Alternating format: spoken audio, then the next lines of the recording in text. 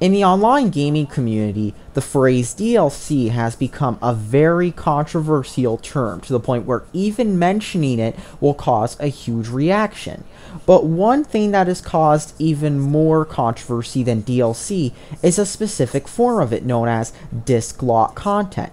Now, what is disc lock content, you may ask? Well, disc lock content is a special variant of DLC. For example, instead of having the content already there unlocked in the game will either have the content locked on the disc or in the game itself if it's a digital game, or the game content will download to your console or computer and the game will want you to pay to unlock it. And there are many examples of this happening, from Destiny, which is a pretty recent example, to Mortal Kombat X, which is another pretty recent example, to even a few years ago with Capcom's fighting games having this.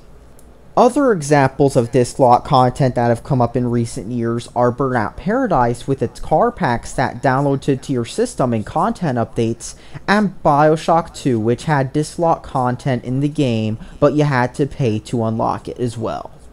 And of course, you have games where you actually have to buy certain things or do certain things to unlock other content, which is already on the disc. For example, Sonic 4 Episode 1 and Episode Metal, where you had to buy Sonic 4 Episode 2 and Episode 1 to unlock Episode Metal, even though the game content was already in Episode 2.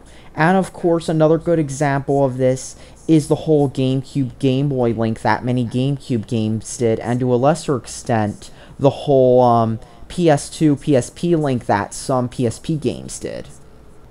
Now, if you want to know how much controversy this causes in the online gaming community, if you thought DLC was controversial, disc lock content is even more controversial due to the simple fact that even though you're buying the game for usually full price, the content is already there, but just locked away, so you can't access it until you pay up and, buy whatever you need, like usually a small file that's only several kilobytes big, just to access it.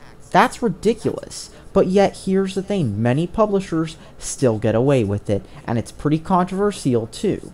Which makes you wonder why what I'm going to talk about now is even happening. Now, the other day, this hacker who has the capabilities to extract files from Wii U game discs decided to go through the files of the Wii U game Splatoon. That just came out, I don't know, a month ago by now, I'm guessing. Now, I think by now everybody who played Splatoon when it first came out knows that the game had very little content. I mean, only 6 maps, only a few weapons, only 1 or 2 game types. Or that's what many people thought when they first put the game in, because you see, this game had all the supposed DLC that Nintendo was releasing on disc available in the game files from day one, just waiting to get unlocked by Nintendo. And this is what the hacker found, along with other unreleased content that's going to be released soon as free disc lock content, now being unlocked for you.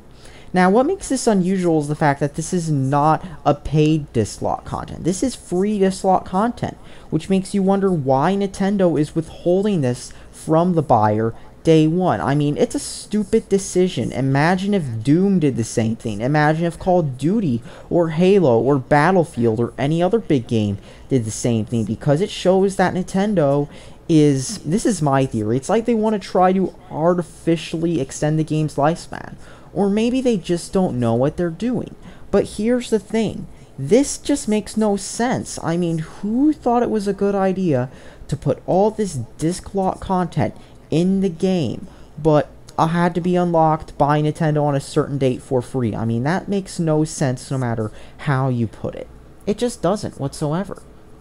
I mean, at this point, I'm convinced that Nintendo has no idea what they're even doing anymore, because they just released a game with little content and half of it being locked away on disc for free updates. I mean, that is just ridiculous.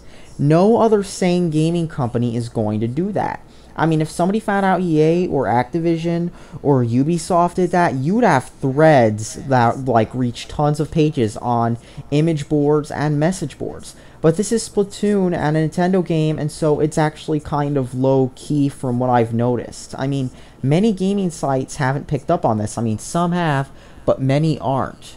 And that's all I have to say. Thanks for watching, subscribe for more.